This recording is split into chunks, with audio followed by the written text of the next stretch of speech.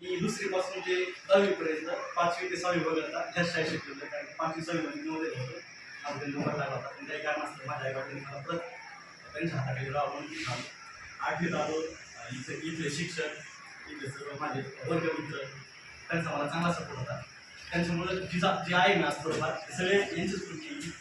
मला काही जास्त काय जमलं नसतं. मला लहानपणापासून चांगलं मार्गदर्शन मिळालं. माझे आई बाप्पा शिक्षक होते. आमच्या घरी अभ्यासाचं वातावरण होतं. आणि कुणी असं कुणी सक्सेस झालं आपण सांगतो की मी लय केलं मी केलं, तसं काय नसतं. आपल्या घरी आपल्या आईवडिलांनी आपल्याला शिक्षक कसे भेटले त्याच्यावर सगळे डिपेंड असतं. मला लहानपणापासून शिक्षक चांगले भेटले, मला कोचिंग चांगली भेटली. मी मोठ्याला होतो शिकायला, 11वीला पुण्याला होतो. त्याच्यामुळे माझं असं माझं सिलेक्शन झालं. आणि प्रत्येकाचं IIT, NIT बीट्स होऊ शकत नाही. प्रत्येकजण नीटमधून MBBS बनू शकत नाही. पण प्रत्येकजण एक चांगला माणूस बनू शकतो. दरवर्षी IIT 33,000 डिग्री मिळते IIT.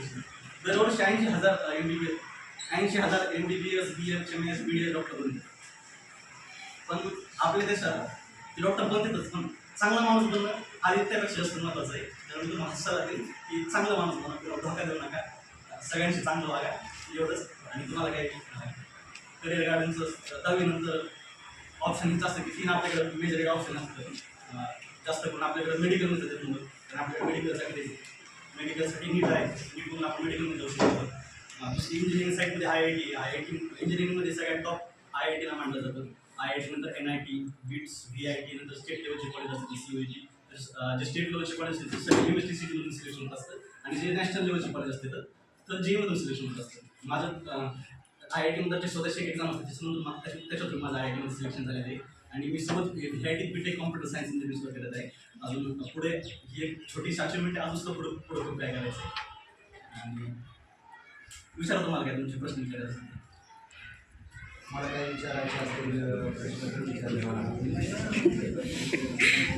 अभ्यासाविषयी विचारा मला. म्हणजे कोणती कोचिंग चांगली असं मला चांगलं वाटतं. हे करायचे पण ते काय करू मला चांगलं वाटतं. 10वीला कोरोना होता आणि NTSC मी आणि मुलं तर नव्हते पुण्यासाठी, पण मुली असायच्या, अनुष्का वगैरे असायची, अजून बाकीच्या विविध मुली असायच्या. त्यांच्यात आमचं चांगलं कॉम्पिटिशन करायचं.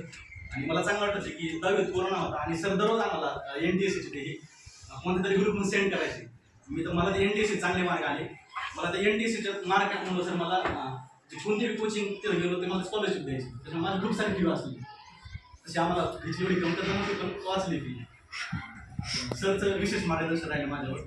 सगळे सर, डोके सर, अजून नन्नवरे सर, ते इथं नाही ते असते तर त्यांना सुद्धा गरज झाला असतं माझ्यावर. आणि अजून काय सांगू तुम्हाला, तुम्ही काय बोला ना तसं मी तर सांगू, मी तर उतर मी तुम्हीच काय बोला मुलं तर नसतं, मुलींना काय विचारायचं.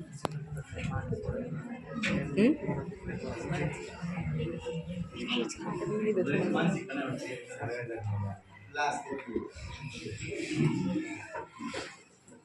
काही नाही म्हणजे मला हे सांगायचं, मला हे आवर्जून सांगायचं की मी कोट्याला होतो. मी 5-6 रुपये कोचिंगला दिले.